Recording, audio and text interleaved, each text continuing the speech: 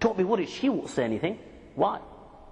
Because she doesn't want her brothers to find out either that she's committed the sin. Kill the child. He kills the child. Time passes and the shaitan whispers, surely you can't trust her. She's got nothing to lose. You're the man with respect. Everybody respects you because you're a saint. You're a holy man. You're known for your piety and your worship. She's got nothing to lose. Now, this whisper, and he kills this girl, and he buries her together with her child, and he returns to his place of worship. Few days pass, and these brothers return. They come to the priest, and he makes up a story that your sister was a very pious woman, and she's passed away. They return to their home, and that very night, the shaitan comes to all three brothers in the dream, and he relates the reality of what had happened. Next morning, all three brothers come to the priest, and he in turn confesses and relates the truth. This is exactly what had happened.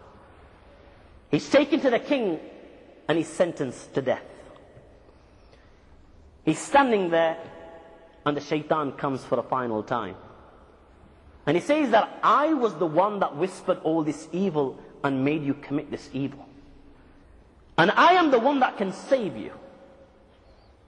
All you've got to do is renounce the Allah that you believe in, that has created you.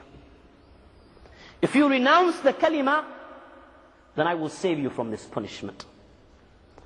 He renounces the kalima and becomes a kafir. This is where the shaitan, as you'd say, does a leg. Now look, from the biggest worshipper of his time,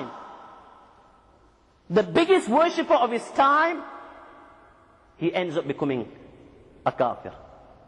He planned it in stages, and before he even knew it, he's out of the fold of Islam.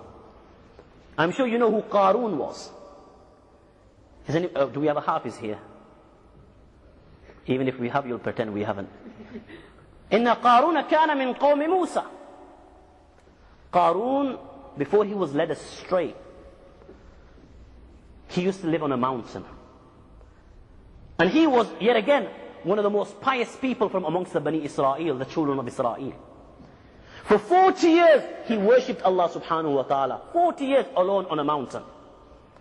The little shayateen came to Iblis, that we've tried many a time to lead this guy astray, but he's so powerful from the inside.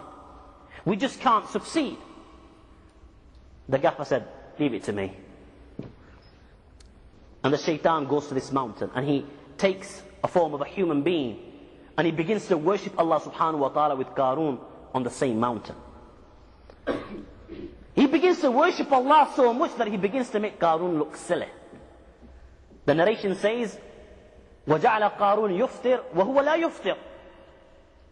That the Qarun would fast, and he would open his fast in the evening. The shaitan would fast, and he wouldn't open his fast. He would continue his fast for the next day. Qarun would worship, and he would take rest. The shaitan would worship and not take rest. When Qarun began to feel inferior, the shaitan whispered, Ya Qarun, أَرَزِيتَ بِذَا لَا تَشِدْ لِبَنِي إِسْرَائِيل جَنَازَةً وَلَا جَمَاعَةً. O Qarun, are you happy with this? That you don't even participate in the janazah of the Bani Israel or read with Jama'ah? This way, he took him off the mountain to a place of worship. Now the shaitan and Qarun together would pray to Allah subhanahu wa ta'ala in a place of worship. They would pray there, and in the evening their murids, the people would bring food and leave it for them in their place of worship.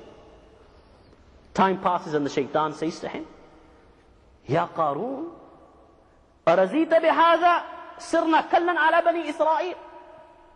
Are you happy that we have become a burden on the people of Israel, that they are providing for us? So now they decide to work one day. نَكْسِبْ يَوْمًا وَنَتَعَبَّدْ بَقِيَّةَ الْجُمُعَةِ. That we will work one day and we will worship Allah subhanahu wa ta'ala for the remainder, 6 days. Time passes. And now the shaitan says to Qarun, "O Qarun, what type of worship is this? That we're not able to help the poor, help the miskeen, help the fakir. We are not able to donate. We have no money. Let us work one day and let us worship Allah subhanahu wa ta'ala one day." Now they start working one day and they start worship to Allah subhanahu wa ta'ala one day. And this is where the shaitan leaves him alone. As soon as Qarun starts working every second day, and the dust starts coming in, and the dunya is open before Qarun, the dunya takes Qarun inside, and he's led astray. Look how he led Qarun astray. If this was the situation of Qarun, those that lived on mountains and worshipped Allah subhanahu wa ta'ala for over 40 years, if this is their downfall, what chance have you and I got? That is only if we remain ignorant with regards to the way the shaitan works. And the way he deceives a person. The way he tricks a person. The way he confuses a person and leads him astray. If we remain ignorant with regards to this, then you and I have got no chance. You've got to remember, this guy was always a big timer. You know, some of us pretend to be big timers.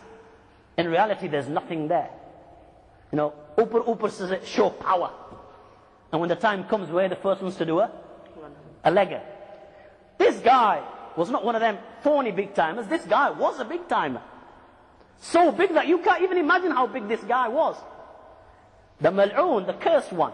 Some ulama say that he was from amongst the angels. Not only was he from amongst the angels, the ulama say, he was from amongst the best angels of Allah subhanahu wa ta'ala. His name was Harith. He ruled over the first heavens. And he was one of those in charge of the Jannah of Allah subhanahu wa ta'ala. This is how big of a timer he was. While some ulama say, he was not from amongst the angels. He was from amongst the jinn. The jinn used to live on this earth. Around 2,000 years, they lived on the earth before Hazrat Adam alayhi salatu wassalam. And they spread fitna, corruption, evil, and committed sin. So Allah subhanahu wa ta'ala sent the angels to take care of these jinn. Now he was from amongst those that was captured and taken back to the heavens. And he remained with the angels. And he began to worship Allah subhanahu wa ta'ala with the angels. Till he surpassed and really became a big timer. So irrespective to what he was, whether he was an angel or whether he was from amongst the jinn, though I'm inclined towards the latter because of the verse of the Quran that says, Kana min al-jinn, that he was from amongst the jinn. This guy thought he was it.